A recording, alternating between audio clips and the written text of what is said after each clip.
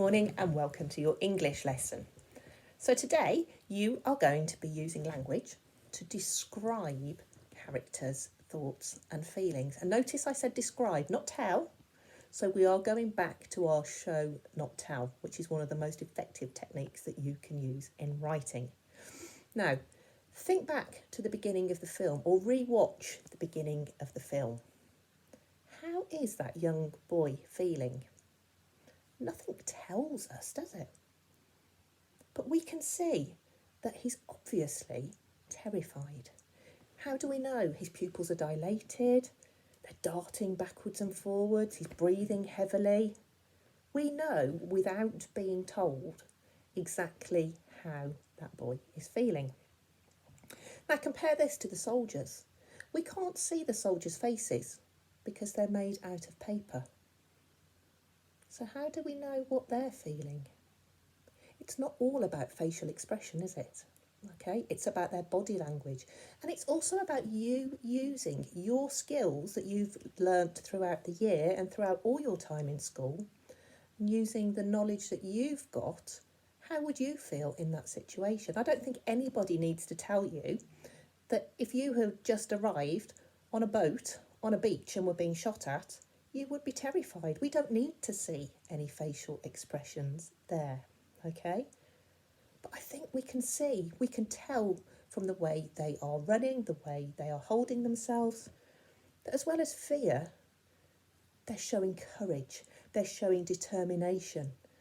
They'll also be feeling a great sense of loss as they see their companions, their friends, their brothers in arms being shot down.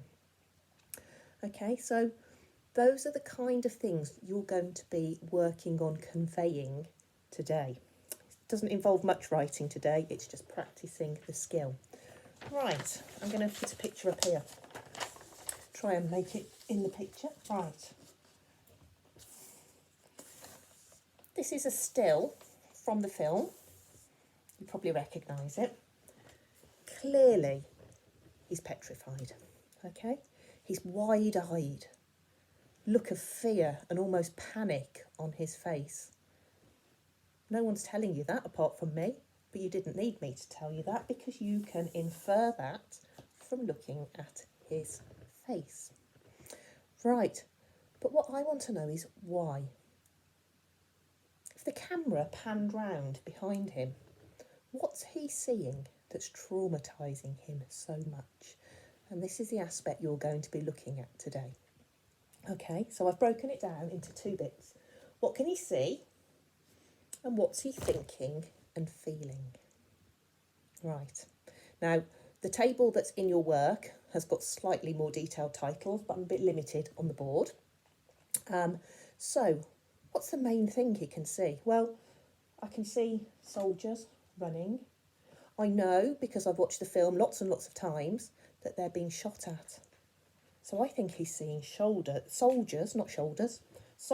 being shot, and I've lost my pen, and falling to the floor. So in the what can he see,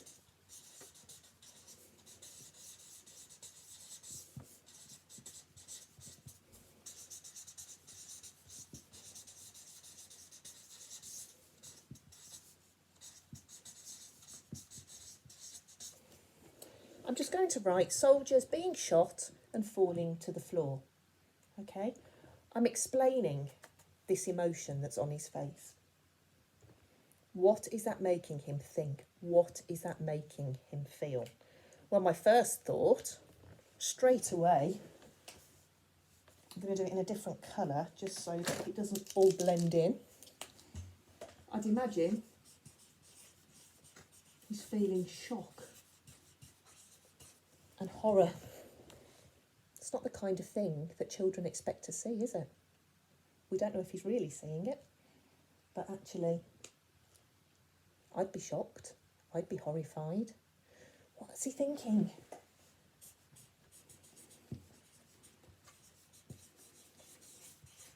This is beyond terrifying.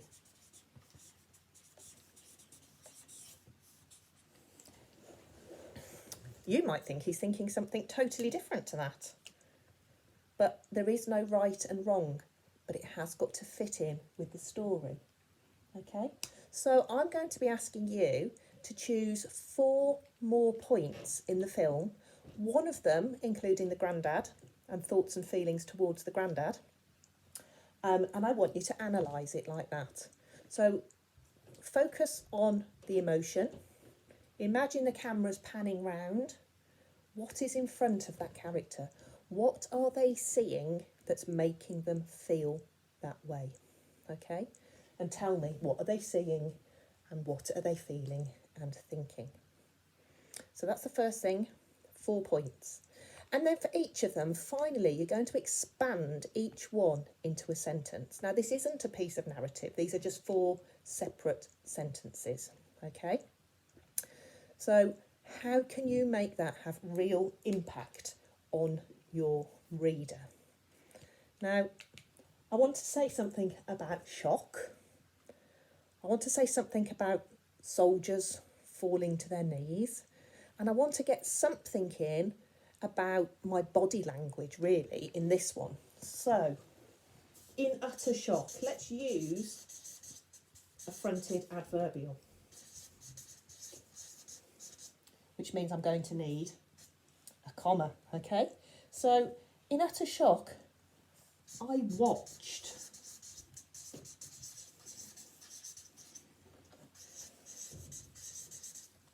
Notice I've used I. I am the character, and you had lots of practice writing in character. Writing is the first person in your Octopody work. Okay, in utter shock, I watched as soldiers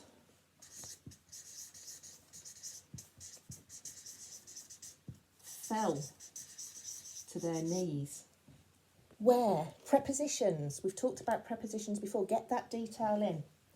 They fell around me. We're not saying they're miles away. We're not saying they're on a TV screen. They're right there. They're next to him.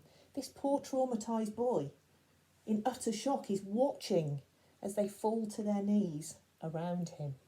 Okay?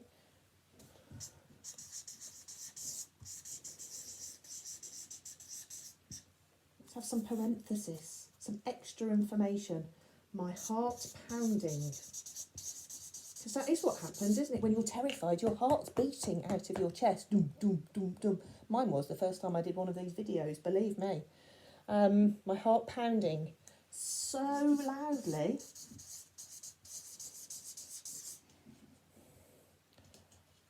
I could hear it inside my head. Have you ever had that experience where your heart is pounding so much you can almost feel the pulse in your head? Dum, dum, dum, dum, dum. That's how he must be feeling. He probably feels like the world is in slow motion around him as this absolute horror unwraps itself in front of his eyes. So I've written 1 sentence. I've managed to include, I haven't got my "this is beyond terrifying," but I think this has encapsulated it. I've got the shock, I've got what's happening, so I've got 1 sentence summing it up, okay? So I've got a preposition, they fell around him, and actually I've got another one, inside my head. I'm giving that extra detail. It's not I could hear it.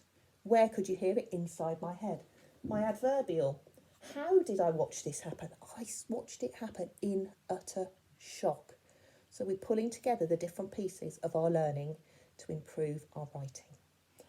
So what I actually want to see is I want to see the 4 scenes that you choose, the 4 moments in the film that you choose to explain. So I want to see what they can see and what they're thinking or feeling. And then 4 sentences, 1 for each of your scenes. Okay? Try and get your prepositions in. Try and get some adverbials in, get as much detail as you can. Get your capital letters in, you know who you are. And no comma splicing, you know who you are too. All right, guys? Have fun with this. You're going to have to think, but it's not too much work today. Right, I'll be back with your story later, and I'll see you for more English tomorrow. Bye.